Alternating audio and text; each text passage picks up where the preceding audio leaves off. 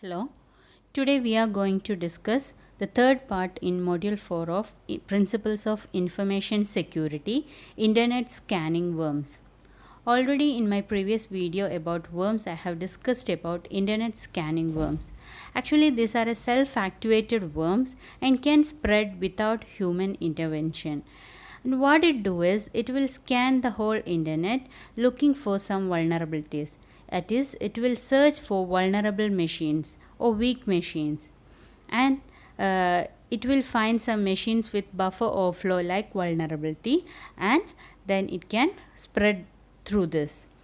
So it will establish the communication and deliver malicious payload to the victim using a TCP connection or a UDP connection. And once when it get installed, it can erase local files, it can steal secrets, deface web pages, but above all the most dangerous one is it will spread and find the new victims.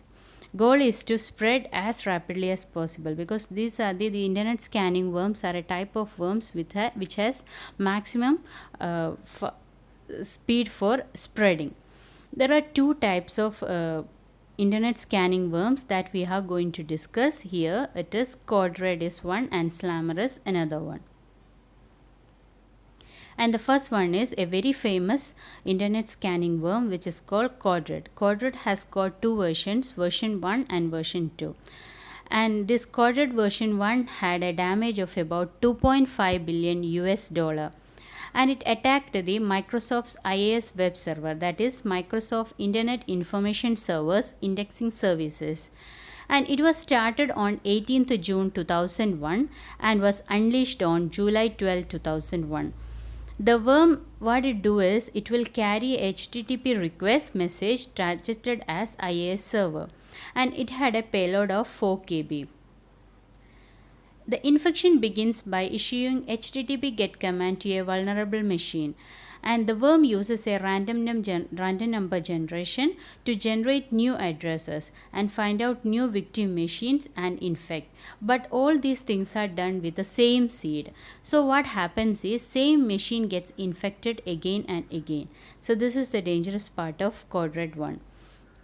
And then it initiated a denial of service, a DOS attack against a government website, that is www.whitehouse.gov, by flooding the site with packets from numerous hosts. And also it has defaced the website with a word hacked by Chinese. And these were the things that are done by Codred version 1. And it has affected about 360,000 servers in 14 hours. So it was a dangerous attack. And few weeks later, Codred version 2 was released. And Codred 2 had got a difference when compared to Codred version 1, because it has installed a backdoor in victim machine to provide an attacker remote admin level access to the victim. So it has enforced an admin level access to the victim. Codred version 1 was memory resident and destroyed by rebooting system. Codred version 1 was resident memory and it could have destroyed by rebooting the system. But this was not there in Codred version 2. Actually, Codred version 2 had persisted on disk and spawned thousands of threads. It has given birth to thousands of threads, and each thread sent prop packets to several targets. So you can know how will be the spreading activity of this Codred version 2, because it had given birth to a thousands of threads, and each thread had connected to a hundreds of targets, and thus it has spreaded in a large way. And it generated about 12% of address randomly. Actually, Codred version 1, the random number generator was used to randomly generate the addresses, but here in case of Codred version 2, it generated only a 12% of addresses randomly, and the rest were biased towards machine with its own subnet. And this type of scanning, which is called a localized scanning. So Codred version 2 had used a localized method of scanning. And then the second type of internet scanning worm, we have Slammer. The Slammer was launched on 25th January 2003, and it was a buffer overflow attack on MS SQL Server 2000. And what it done is it had sent packets to UDP port, that is 1434, which was Database Software's Resolution Service. And the type of scanning used by this slammer was a simple random scanning method to propagate. A random scanning method was used for the propagation purpose of slammer, that's an internet scanning worm. And it has got a payload of 384 bytes, whereas Corded had a 4 KB bytes payload. Now here it uses a UDP connection. Actually in Corded it had used both TCP connection and UDP connection, and the worm may take some time for establishing the TCP connection, but Slammer had used only UDP connection. So this was another movement by Slammer because it do not need any overhead for connection establishment. That was another method for fastly spreading the worm, and that's why it is considered as the fastest spreading worm. In this case, the number of infected machines doubled in every 8.5 seconds. Can you just recognize it was doubled in every 8.5 seconds, and Slammer jammed in the internet traffic by generating heavy traffic, and that's why it had resulted in crashing of many routers and switches. And also a main part of Slammer is it just took 10 minutes to spread all over the world, and by that time it had affected about 75,000 servers on the way. By this 10 minutes time it had affected about 75,000 servers on the way. And next we have a worm propagation model. Actually in this video I am going to discuss two portions. One is internet scanning worms. I have already discussed about it, and the two types of internet scanning worms we have discussed, that is Corded version 1, Corded version 2 and Slammer. And in the next part we are going to discuss about worm propagation model. Actually this worm propagation model is a type of model to specify the speed of infecting victims or how the rate of infection can be reduced. So this type of models helps to retard or to reduce the spread of worm. This can be done by two ways, and the ways are simple epidemic model, which is represented as letters SEM, and a Kermack-McHenrich model, which is represented by letters KM model. So we have an SEM model and a KM model. So we will discuss it one by one, and the first one is simple epidemic model. It is used to study spread of infectious disease among human.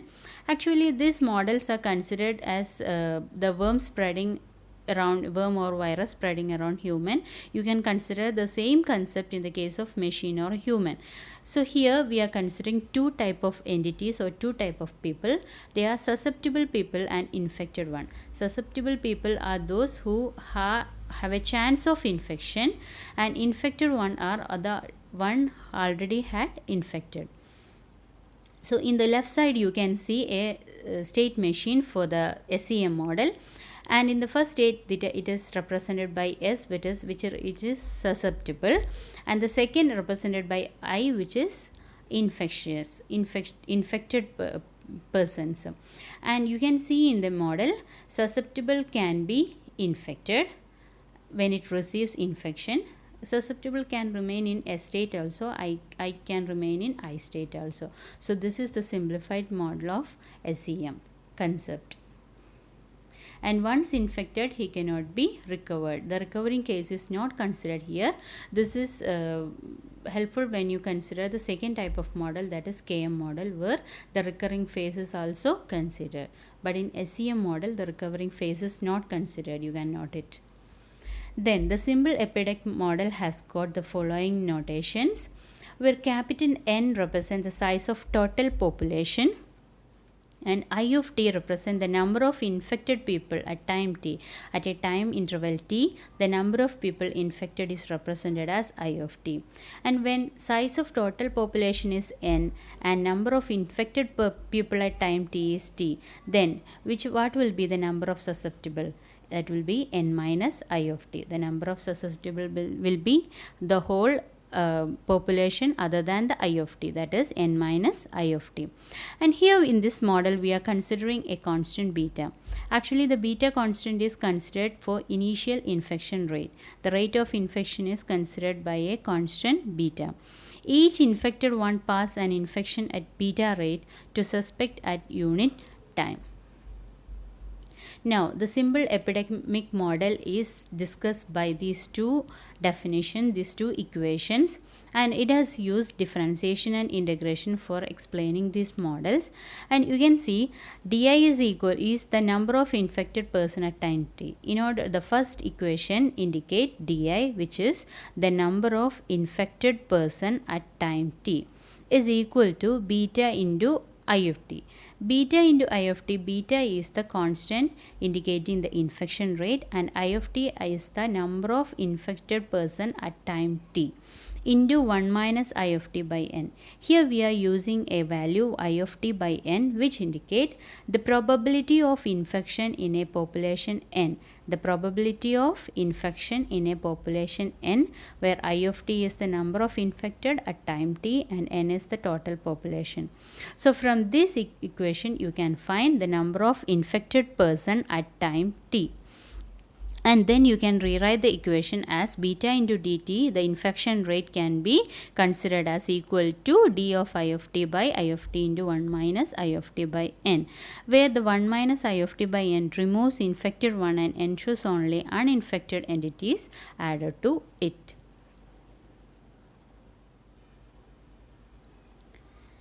And when we integrate both sides, we will get the below equation, that is I of t is I0 of n into I0 plus n minus I0 e raised to minus beta t, where I0 is the number of infected hosts at time t equal to 0.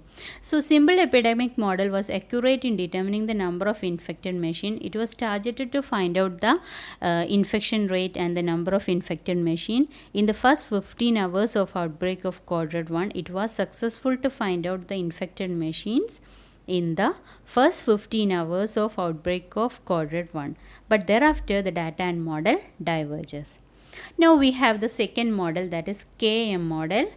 KM model is the Kermack-McKendrick model, and shortly we can call it as KM model, and it is more accurate model for studying infectious diseases among humans. Actually, when you compare the two models, simple epidemic model and KM model, both are the worm propagation models, you can see that KM model is more accurate than the first model, that is simple epidemic model, because it has got three category of people. Already when I discuss SIM model, I have told it do not consider the recovery people, but in KM model it considers the recovery people.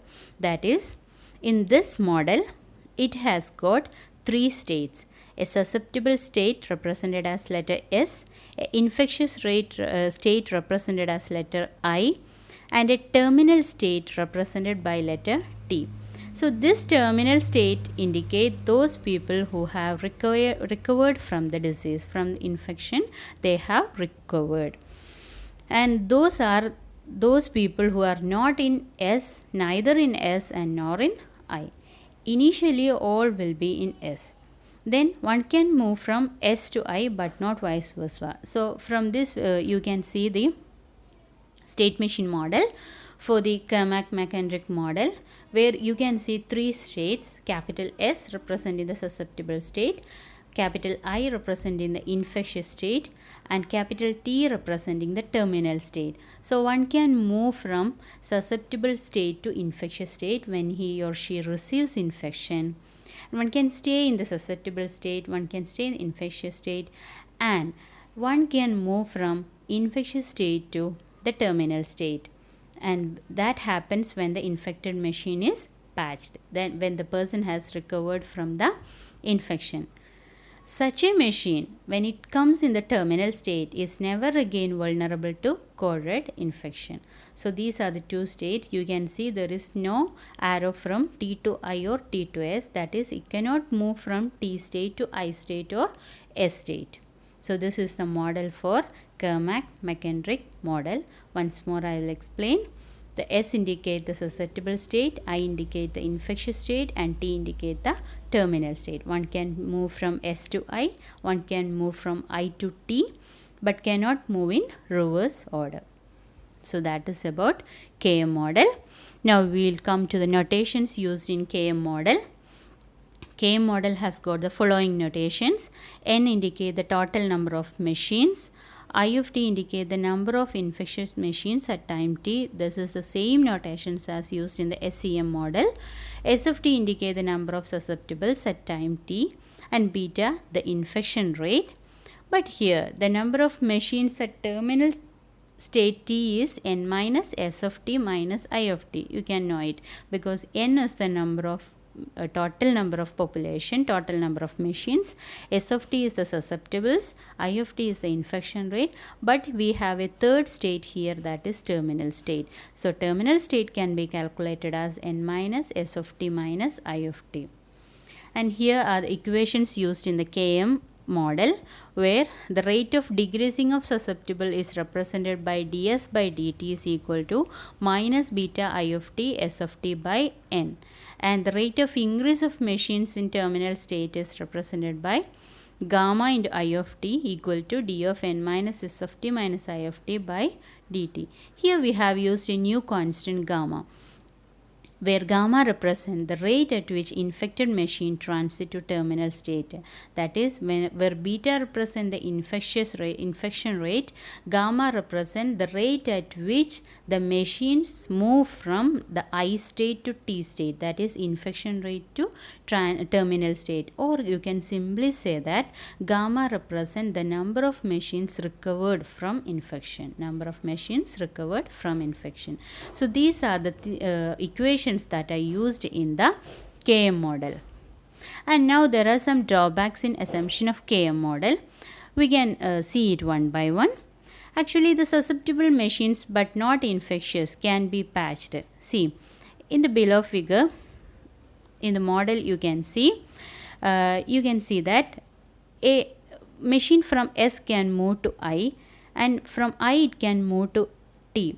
But there is a case that a susceptible machine can move directly to the terminal state without moving to the I state. There is a chance for a machine not to be affected the worm.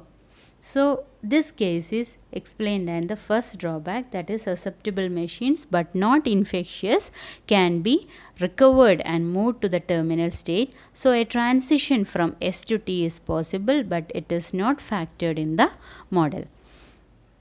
And the next one is about beta and gamma. I have already told beta is a constant and gamma is also constant. So when we consider beta is a constant, it is used to find out the infection rate. Okay, so consider as it in real time. When you consider the real time, the network traffic may increase and infection rate in that case will decrease. So how can you consider infection rate as a constant?